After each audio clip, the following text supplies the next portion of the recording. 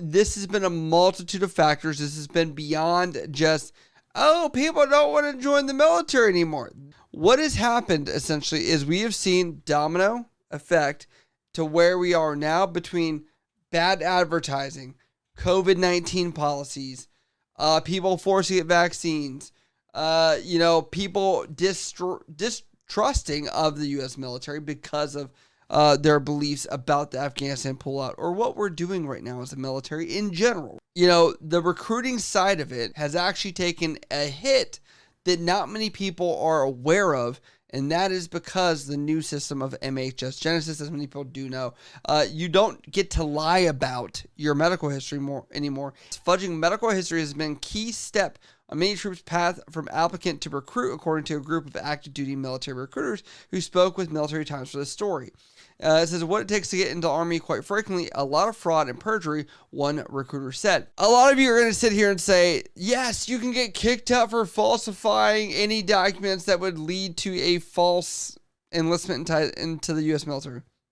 You're not wrong. However, I've been in the military for a long time, and I've never seen anybody kicked out for this. So if you're active duty, or say you're even retired and you met somebody that did get some kind of false enlistment charge, I would love to hear about it, because I think, if anything, that's kind of like another nail in the coffin. I don't think it's the one thing that's going to get you kicked out necessarily. But this tacit tradition, technically a crime, largely stopped in 2022, the same year the military's recruiting numbers fell precipitously and today's recruiting crisis came to the fore.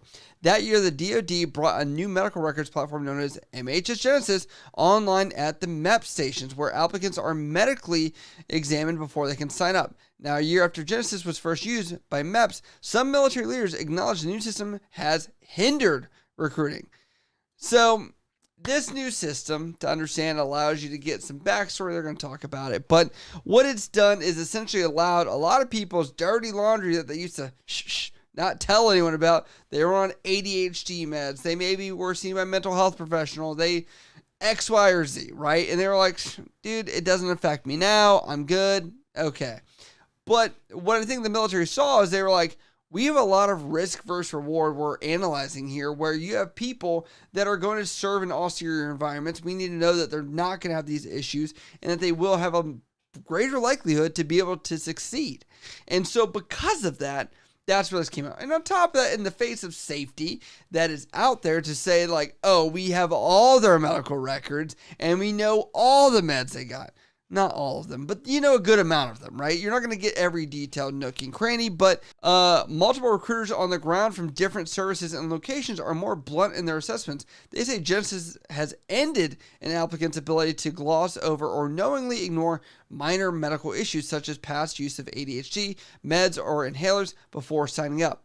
Now, let's be fair that the diagnosis of ADHD, no one's been able to probably show the creeping up higher levels of that. And I think they're trying to bring the pendulum back the other way to try and lower that as well. But that is something that culturally has shifted as well. So, I think what we're seeing is a big cultural shift. And on top of that, I think even if we did have this information, I think during OIF, OEF, if you're talking about Afghanistan, Iraq, when they were looking for bodies to deploy, I think this wouldn't have been as big of an issue either during those times. So in the process, those recruiters say it has turned the military's stream of applicants into a trickle and made a recruiter's already difficult job even harder. They got to meet goal, am I right?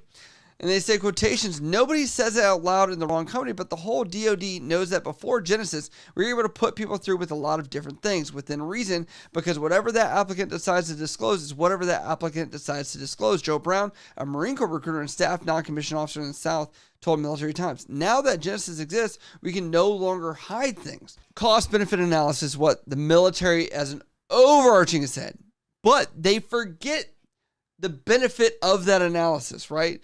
Not every person that ever enlisted with a pre-existing condition came in the military, cried about it, and didn't get some kind of, benefit from the military, vice versa, on both sides, right?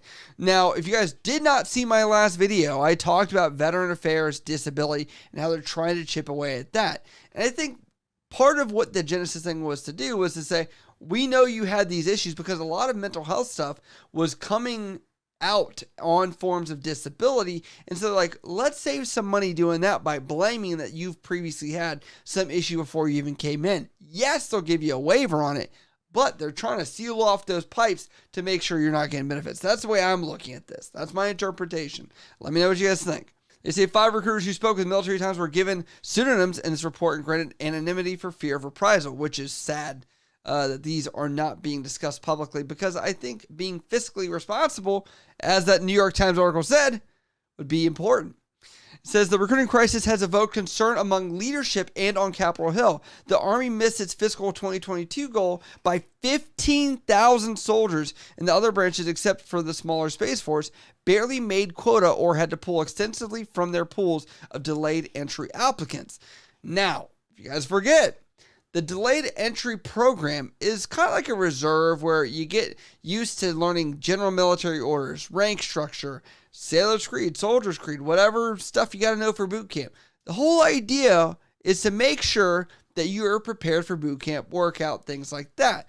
Now, when you're pulling from your delayed entry applicants here, what you have to understand is you're wiping out any reserves. And that's what they did last year, where they were offering people bonuses to leave earlier. They were like, let's get it, because they wanted to make numbers look good. But that meant, as they shifted that, there were still only so many people in this pool, and that means they were going to have to figure something out. So they say officials told lawmakers this month that they expect the shortfalls to worsen this fiscal year.